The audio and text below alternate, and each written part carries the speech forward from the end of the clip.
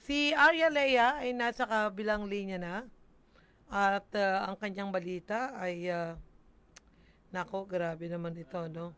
Tatlong trabahador na kuryente habang gumagawa sa tinatayong building malapit sa Gimba Municipal Hall.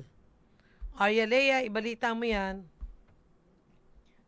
Ayan, magandang tanghali po sa ating mga tagapakinig dito sa radyo natin, Gimba, at lalong-lalo na po sa mga nakaabang sa ating Facebook Live streaming ngayong araw.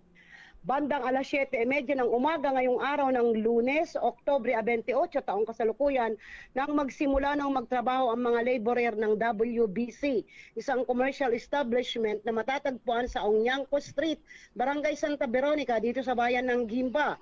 Ayon sa foreman ng gusali na si Ginoong Silito, nagsimula ng magtrabaho ang mga biktima sa ginagawang gusali na ito ng WBC building kung saan ikinakabit nito ang mga street tube pipe nang aksidenteng matanggal ang lubid na nakatali sa nasabing bakal at sumampa ito sa isang live electric wire at nahawakan ng mga biktima.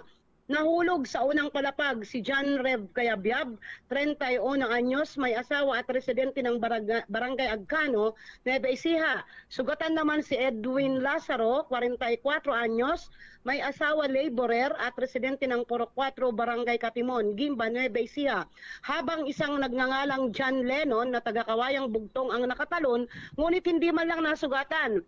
Nakabantay naman umano si Ginoong Silito, ang foreman sa lokasyon, ngunit pagtalikod niya saglit ay biglang nagkaroon ng spark ang kuryente.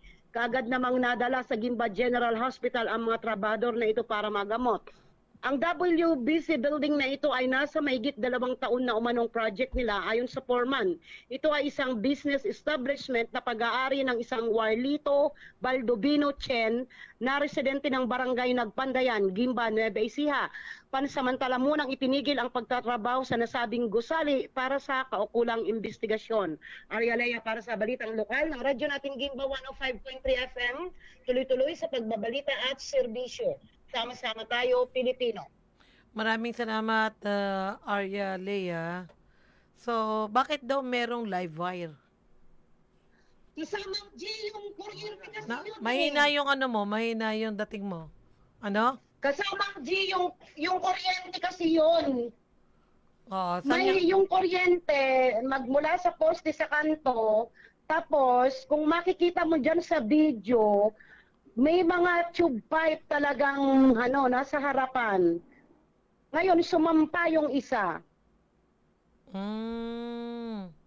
So, may live wire na nakakonekta dun sa building. Ganun ba? Opo. Tapos, doon natumba yung tube pipe, yung bakal na tubo. Yung tubo. Opo. Yung tubo Opo. doon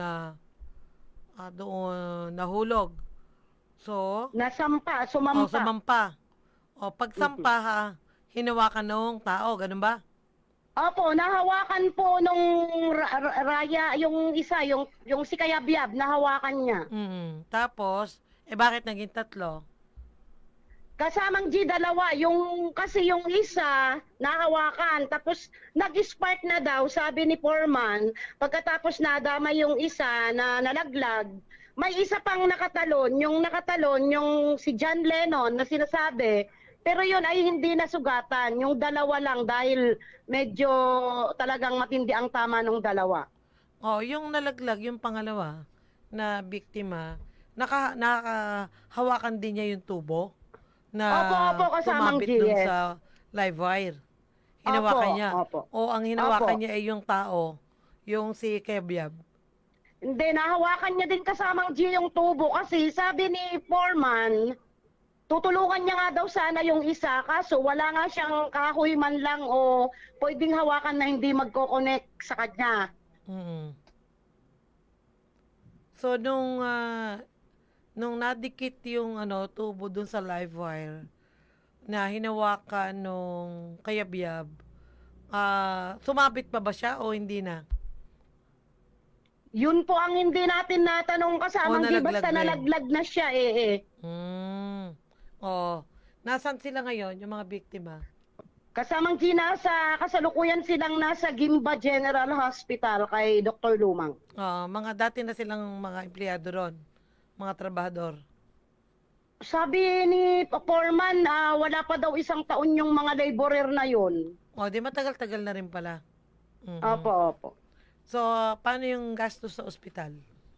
Wala po tayong natanong Kasamang G dahil nung pagdating natin, ayaw na pong magbigay ng pahayag yung mga trabahante. Si Hindi, si Foreman na Foreman. lang. Si Yes, Foreman, si ano Foreman, sabi ni Foreman? wala daw po siyang mai-disclose Kasamang G.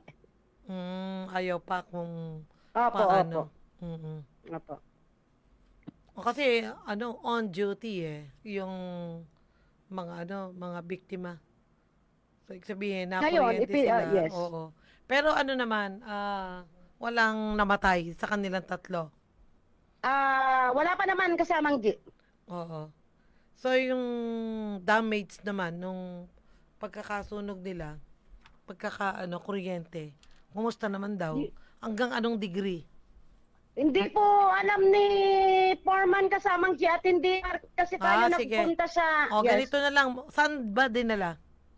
Kay Doc Lumang po. Ayun, pwedeng doon. Apo. Ma-follow up mo kung Apo. kung hanggang anong degree yung kuryente, pagkakakuryente sa kanila, kung pwede pa ba silang magtrabaho o hindi na, or matagal silang mako-confine, kung paano, at sasagutin ba ng kumpanya ng WC Opo. building yung Opo, yun po gastos. ating aalamin dahil Sige. kakilala naman natin yung may-ari ng building. Oo. So, ano ba ang investigation ng PNP? Kasamang G, pumunta po tayo kanina sa PNP. Wala pa rin po silang report galing sa ospital. Tanging yung mga lang yung pagkakalaglag, kung sino, ilang taon, yun pa lang po ang report nila. Pero regarding po doon sa kalagayan nila sa ospital, wala pa rin po silang nakukuhang report. Hindi, ang gusto ko malaman yung sa yung sa Livewire. Kung Opo, anong wala pa po investigation nila. silang, yes, wala pa po Wala Kasamang pa. Gida dahil, ginagawa pa lang po nung pumunta tayo. Sige, okay. Maraming salamat, Arya Lea. Radyo natin.